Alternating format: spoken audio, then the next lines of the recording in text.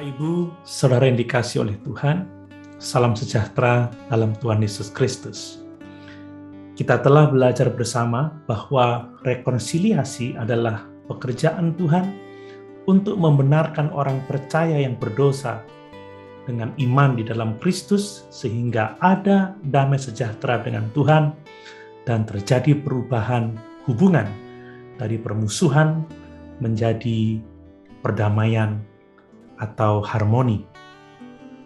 Pada kesempatan ini, saya akan mengemukakan beberapa poin penting berkenaan dengan pekerjaan rekonsiliasi yang dikerjakan Allah dalam Tuhan kita Yesus Kristus. Pertama, bahwa sumber rekonsiliasi adalah Tuhan dan bukan manusia. Dalam 2 Korintus pasal 5 ayat 18, Rasul Paulus menuliskan, dan semuanya ini dari Allah yang dengan perantaraan Kristus telah mendamaikan kita dengan dirinya dan yang telah mempercayakan pelayanan pendamaian itu kepada kami. Jelas bahwa rekonsiliasi adalah dari Allah, bukan dari manusia.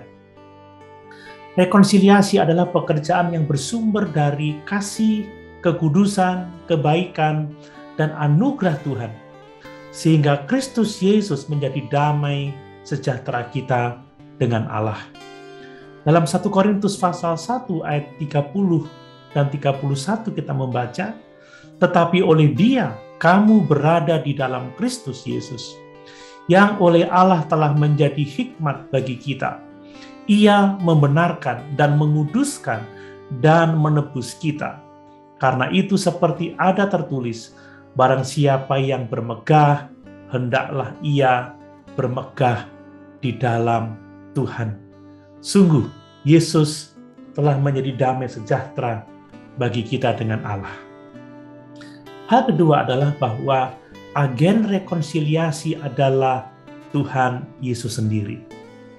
Dialah yang secara pribadi mati bagi seluruh dunia dan menanggung dosa kita di dalam tubuhnya di kayu salib.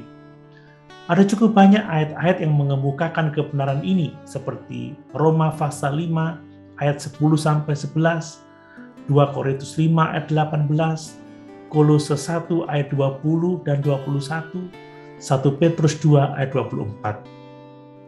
Nah, saya akan membaca untuk kita sekalian 1 Petrus 2 ayat 24 yang menyatakan bahwa Yesuslah yang telah mati bagi seluruh dunia dan menanggung dosa kita.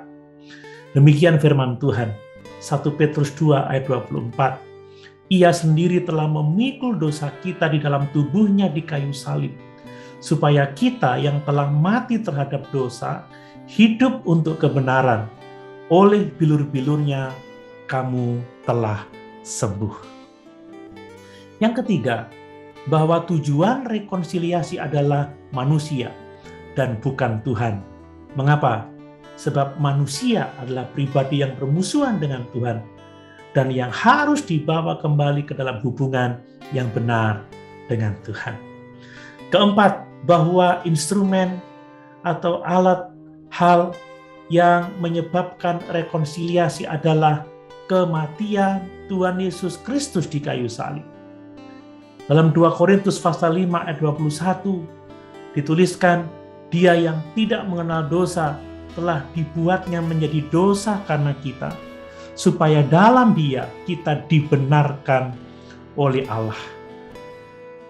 Sungguh bahwa kematian Yesus Kristuslah yang mengubah manusia dari permusuhan menjadi harmoni dengan Allah. Bapak Ibu bisa membaca di dalam Roma pasal 5 ayat 10, Efesus 2 ayat 10, dan Kolose 1 ayat 20. Yang kelima, bahwa hasil dari rekonsiliasi adalah penghapusan penghalang, yaitu tembok pemisah, atau hal-hal yang memisahkan manusia dari Tuhan sebagai dosa. Kekudusan Tuhan, hukuman dosa, kematian rohani, dan ketidakbenaran.